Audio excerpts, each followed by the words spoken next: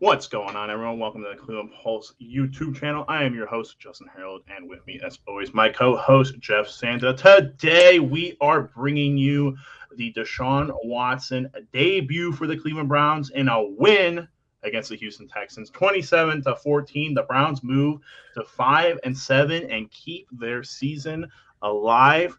Jeff, there may have been a lot of points scored by the Browns. Ooh. It was not by the offense. Just what we expected, truthfully. And honestly, it's kind of nice playing teams that are like the worst team in the league. Very bad. Because it shows you to the extent of how far we've somewhat come as a franchise. Nothing really monumental. Obviously, the one playoff win, but you're just looking at this team like, yeah, been there before.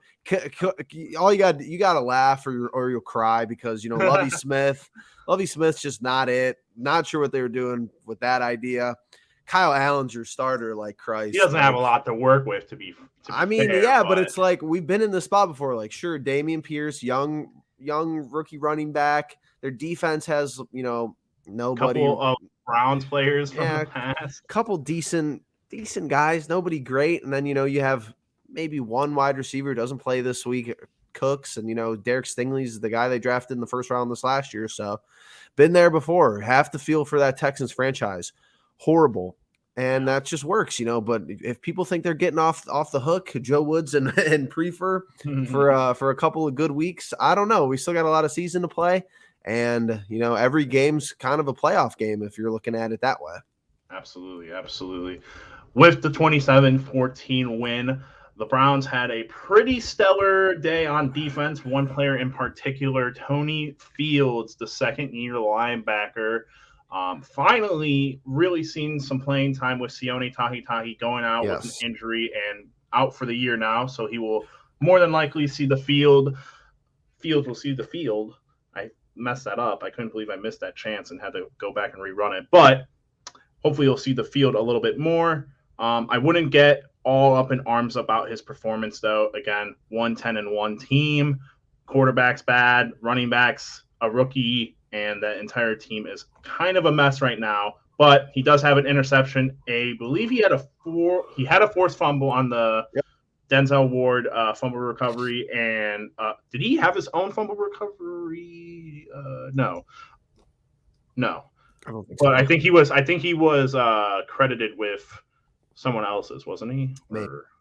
But good game all around. Great game. That all being said, he was at the top of the PPF board along with Greg Newsome. Good to see Greg get back into it. Jeff, any other defensive players that you want to give a quick shout out to in their best game of the season? Anyone you got in mind? Honestly, Greg, and I thought he should. Another week, I thought he should have had it. I'm waiting for Greg Newsome to get an NFL interception because he had one literally hit his hand. Literally hit his hands this week, and that would have been a big play too. I guess John Johnson for kind of just being there on the first play of the game, like that was cool. I guess it's always fun to start the game with a turnover, but no, I mean, shout out Donovan Peoples-Jones, first punt return, and I don't even know. I'm sure there's a random in there that wasn't Josh Cribbs, but. Yeah, has to be a while. You've kind of, which was been fun because the week before in Tampa, you kind of saw that part of the game developing a little bit. Was our special teams was trying to put the pieces together, finally get the house call this week, and it's almost like they've been, but the defense and the special teams have been so bad all year that it's it's almost unbelievable when they carry us to a victory because. Teams around the league, do that every week where their defense, plays considerably well and their special teams, flips the field for them. Shout out to Corey Bojorquez. Great job punting this week as well. A lot of punts with the 20. Good averages. I mean, I don't know if he's a really good holder. Still, I don't know if that's part of the issue with York, but he's a great punter. So, shout out to Unsung Did we talk about that on last episode, Jeff? Because we could really quickly touch about that. We talked about how York he's not lined up to the goalposts, I don't think. Right, but did we talk about the Bjorka's Green Bay stat line, supposedly? No. So just a quick note, because Jeff does bring it up and everything. Bjorka's apparently, he was with the Packers last year, and that was Mason Crosby's worst field goal percentage as a kicker. He's also old, which is, I think, something that can account for that. But Bojorquez was the holder for him as well, and that may have been part of the reason they let him go and we were able to pick him up. It's tough to really know because I've heard multiple things with kicking. Again, we're in Houston for this game, so no wind, no nothing. You can't really. They're a dome, right? Dome. Yep, Dome. yep.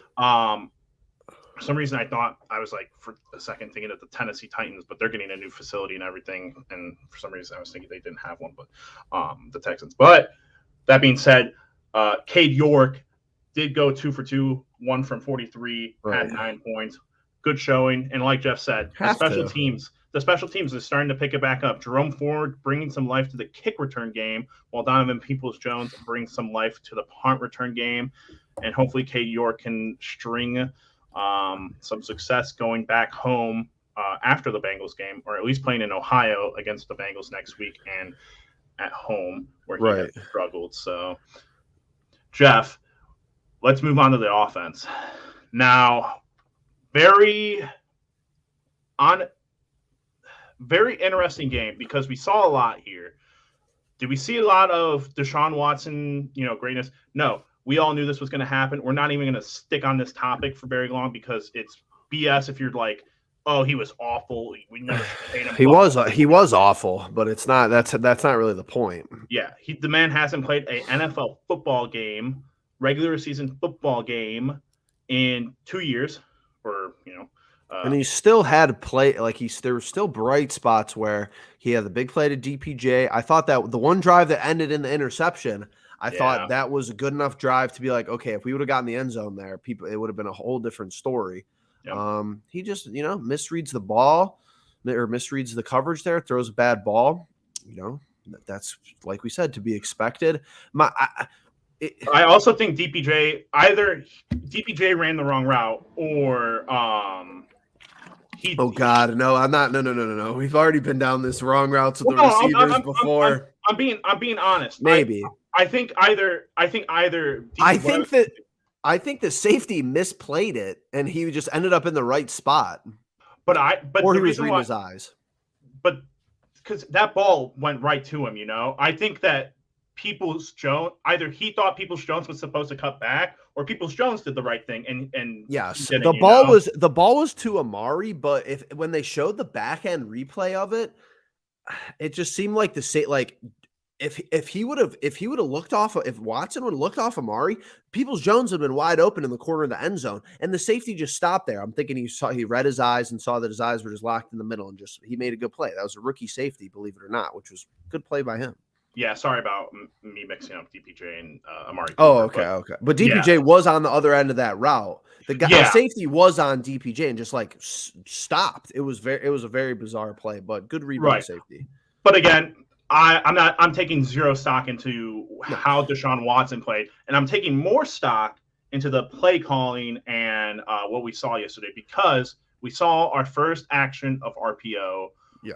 It was very vanilla still, though, all the way around. Yeah. But that's your bright spot for the offense, because let's think about this. In a down game where Watson plays extremely bad, Chubb with 80 rushing yards, Kareem with 56 rushing yards, Deshaun with 21 rushing yards. So your three-headed monster, if you want to classify it as that, has 157 rushing yards. Sure, Houston's not very good. Run defense sucks, but it's like you're going to get design run plays out of Watson on the RPOs, and maybe not on the RPOs. He could get you 40, 50, 60 rushing yards a game, and you just have a whole nother aspect of the offense to worry about. Yeah, and it's great to see Kareem Hunt, kind of get in there with Deshaun. Good call by you. Yeah, I think naturally, I think we all knew this. I think we all knew that there was a little bit of Kevin Stefanski that was holding the playbook back because they had geared it towards Watson. You can't really ungear it towards him, but he did a good job of being able to take what he did last year with Baker and Keenum and turn it into, all right, guys, this is all very similar stuff that we're going to keep it in the playbook, and we're going to use it with Jacoby. But now it's very, very evident, very clear that there was stuff that they had planned with Deshaun Watson. And I think it looks good. I think it looks really good. And his presence in the pocket his escapability, very impressive. For Very, sure. very Saw it. impressive. Yeah, we did see it. He bounced off a defensive lineman, which was good to see. He looked like that was part of the game that felt really fast to him, though. I felt like he was moving around in the pocket when he didn't need to, but he'll get the hang of that. And I'm not a huge fan of the low throws. I don't think anybody was, because it's kind of like, I don't know. He just doesn't look right back there, which is something you hope course corrects, but I don't know if it's like an arm angle or something. I'm trying to think of when I used to throw the baseball. It just looks like something's wrong. Like it looks like his arm path from when he starts his motion to his release point just doesn't look right about it. But hopefully that's just knocking some rust off. Stefanski calls the single best play call of the year for Stefanski. Absolute big brain, 300 IQ genius, putting Brissett out there on the 3rd and 1, and then handing the ball to Harrison Bryant. That was my favorite play call the whole year. Absolutely loved it. Absolutely nuts. So, yes, I mean, offensively, what did you think of his targets? I thought he really was leaning into the DPJ passing game. Right. I think DPJ's he's been like kind of the sure-handed guy, weirdly enough. Doesn't get open very much, but I don't know. It's just like, of course, like just so much weird variance in the first half of that game. It's a 5-0 game. Of course, Schwartz fumbles. Like, if everything would have went perfect, I would be a little bit more pessimistic about Watson's performance. But most things went bad. You have the safety, which was weird. Chubb not being able to get out of the end zone. Schwartz fumbles. That's enough to throw anybody without rust off the script anyway. So I'm glad that it wasn't like a total derailment. No one's going to say it looked good. That's fine. Yeah, absolutely. Jeff, you brought his name up. Anthony Schwartz. What is his future with this team?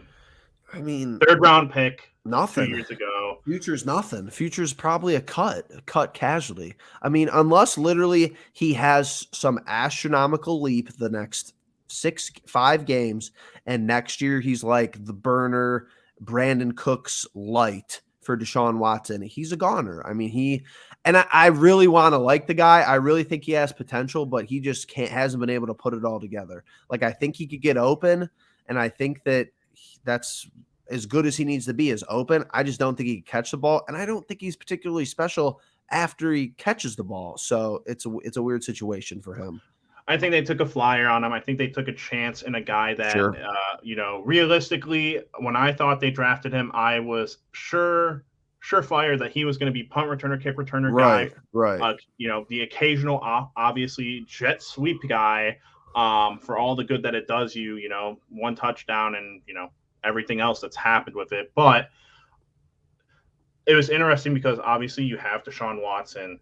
And, yesterday's game, old team, Brandon Cooks, think about guys like Will Fuller and all that. He's not going to be here very long with the Deshaun Watson pool, I think he's gone, or at least at the bottom of the roster, looking at a roster cut next year, depending on what happens in free agency. But we're not talking free agency. We're talking the regular season. The Browns. Well, let me hold on. Let me talk free agency because it's Monday, December 5th, 2022. Here's my thing. Where I won't say another thing about it, but I'll come back to this video. I just want to have it published so I can come back to it. Need a timestamp. The Arizona Cardinals are 4-8. I'm not saying it's happening. I'm not saying it's going to happen. I'm not saying there's any chance. If you see DeAndre Hopkins in a Browns uniform next year, we come back to this video. Just come back to it and put it in the comments if that's delusion to the nth degree. But if anyone's going to force his way out of a team right now, a 4-8, terrible they are. They're worse record than us. Arizona, worse record than us. Yeah. Just putting that out there. Absolutely. It's interesting. Now the question is, that's his boy. He's a free agent? I don't know. It probably would have to be a trade. I'm gonna have to do more research into it. Fair. We'll get back to that. That's an interesting because I have. But if he's like, Murray, I want to trade. Yeah. Well, him and the Kyler Murray, it's not looking too great at times. But we're moving on. The Browns 5-7. The AFC North. It's in an interesting situation right now. The Bengals just beat the Kansas City Chiefs to go to 8-4. The Ravens barely hang on to beat the Broncos, which not an impressive feat with the Broncos right now. But in that Lamar's game, hurt. Lamar gets hurt, knee injury. It is speculated that he is going to miss some time, which means at least this upcoming week of game. And then we have him in our Saturday at 4:30 game at home.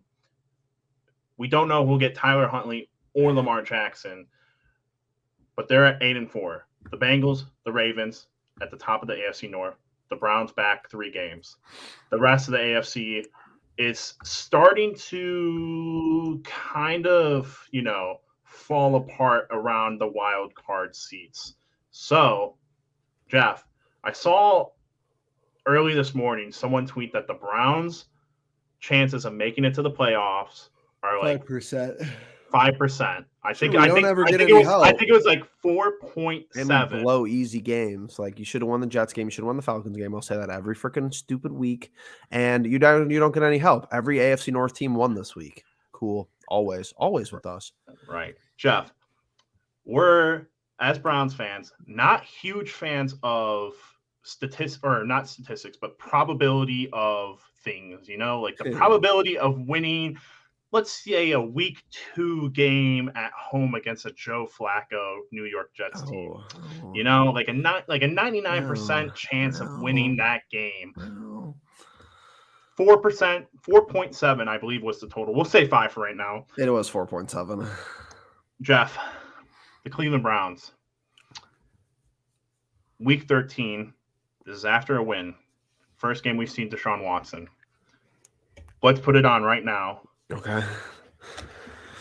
Are the Browns going to make the wild card? No. Or just the playoffs in general? No, they're not making the playoffs. If Cincinnati and Baltimore would have lost this week and the chances would have been like 8-9%, I might have maybe said yes. But it's like now, the Ravens have to go to Pittsburgh this week. You need the Ravens to lose. You're going to need to win out, and you're going to get help. It's not going to happen. It's really not going to happen. I don't really think we're going to win this week. Ooh, now that's an interesting one because we're not at home. This is a Bengals team that we've owned for the past 3 years by now. Joey Burrow we've owned. I am slowly but surely watching the rest of the AFC fumble it away. I look at the overall, we got help this week. I will admit that. The Jets lost, Tennessee lost. Did the Chargers lose? The Chargers, I believe, lost, yes. But I'm just not giving us any respect. Like, if you're 6-6 and you really should be 7-5 and not 5-7, you got luck is on your side if you're 7-5 going into week 14 against Cincinnati. I don't know, man. You got to be 10-7 and you got to hope other teams lose. Now, let's say Lamar's out the rest of the year. I think your chances are better than 5% if Lamar is out for the rest of the year because we still have to play him once. But he's not going to be. Here's the thing as of right now. I don't have the playoff picture. I have the standings pulled up, but I don't have the playoff picture. So I might get some of these things wrong. But the Bills are your number 1 team. The Chiefs are your number 2 team. The Titans are the number 4 team. The Ravens or the Bengals are your number 3 team. Then you move on. So one of those of the Bengals and the Ravens is going to be your highest wild card team. But you don't have a tiebreaker with New York. Right. The Dolphins have you don't have a tiebreaker with Dolphins.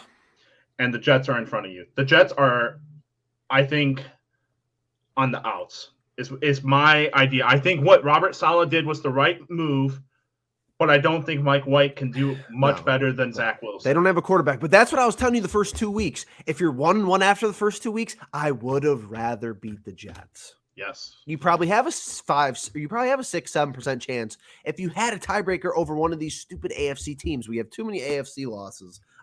Even though you're undefeated in the division. That's the only thing. I bet you through statistics, that's the only thing keeping us alive, even at a 5%, is that we're 3-0, we're 2-1 in the division, not undefeated. Sorry, but yes. Every game is a must win. We've known this for the last 2 weeks. Yes. So I've listed off 7 teams. There are 2 more teams with higher records: the Chargers and the Patriots. The Patriots are falling behind. Who we've lost to both of those teams. Yes. We didn't play the Chiefs. Oh, sorry. I said the Chargers. We've lost to the Chargers. You're right. I think the Chargers are also on the out. The team I am worried about for 7, and people are going to roast me for this, and I am all there for it. The Raiders are on the upswing, and the Browns are on the upswing. What's their AFC record, though? I'll take any team with a good AFC record with bad records, if that makes sense. The teams with the best AFC records are my favorite. Oh, okay, gotcha. I was a little confused there. That's just like a given, but like, I don't know. I got to go into the inner webs of how the records actually shake down. I hear you. I cannot believe after the season we've had that I am saying this in week 13. I think the Browns have a chance. They have a chance. I'm not discrediting. Are they making it or are they not? I right now will say that they are making it, but it all depends. How did we get game? How did we get here? I love it actually on this next game, and your argument right now that's valid is that if they continue to play inspired football, they're going to be tough to beat. But is Joe Woods, Mike Prefer, and Kevin Stefanski going to get this team up 125%? Because that's what you need to win ball games in the National Football League, especially if you're the Browns. Are they going to be up on all 3 factors of the football 125% every single week? I think you could get it this week. You won 2 in a row. You already have Watson back. Okay, you get him into the fold. But it's like, is the game after that? You still got to play a decent Commanders team. You play the Steelers on the road. You're lucky to get Baltimore at home, and I mean, you got a road game this week. Back-to-back road games. So this is what's keeping the Browns, from making the playoffs. It's literally, and everyone's going to say every week is a must-win game, but this Bengals game, the reason it is a must-win is because they are hot. They look back. They're starting to look back to their, Super Bowl appearance. Team. And I'm honestly the Ravens hit and miss. I don't think they're that. Yeah, I think we can take them in our second matchup, but it's all about the Bengals, and it's all about Kevin Stefanski being able to continue what he's done against the Bengals in his tenure so far and take control of the game and handle them like he's handled them. You have your quarterback now. You got the rust off of the game. Maybe there's still a little bit, but at the end of the day, this is a team that you beat earlier in the season. They may be hot, but we know we can beat them. And that's what it's boiling down to. Well, if Zach Taylor doesn't scheme up against Myles Garrett, they're going to lose again. It's really a lot. Sure, it has a lot to do with what Stefanski ultimately game plans for them. He does a good job. I agree. But it's ultimately that Zach Taylor is just bad at playing us. That's just a whole other side of the coin. I don't know what it is. Loves playing Kansas City, can't play us. Very weird dynamic. But if you take a look at their schedule, before we put this all into a bow, you got us. All right, we already know what has to happen for that game. They're on the road in Tampa the week after. Then they're on the road in Foxborough at New England, New Year's Eve. That's going to be crazy conditions likely. Then they come back home, but they have to play Buffalo, and then they have to play Baltimore the last week of the season. Likely Lamar Jackson is healthy, so not an easy road for anybody. Never is. Look up the Ravens schedule for me. The Ravens schedule is they have to play Pittsburgh twice and us once. I know that for a fact. That's 3 out of the next 5 games for them. They're at Acrisure Stadium in Pittsburgh this weekend. Then they play us in First Energy the Saturday, December 17th. Then they're at home against Atlanta, which should be a very winnable game for them. Then they're at home against the Steelers, and then they're on the road against Cincinnati. So 2 Steelers, 1 Browns, 1 Bengals, 1 Falcons. But they play 2 divisional games likely without Lamar. This week for sure, potentially next week against us. Very interesting. It's going to heat up here, Jeff. It's going to be great. Let me ask you, would you like to do predictions now, or would you like for us to – all right, very fair. I agree. We'll record Thursday or Friday. Absolutely. With that being said, got to. Jeff, anything else? Nope. Good win. Good win.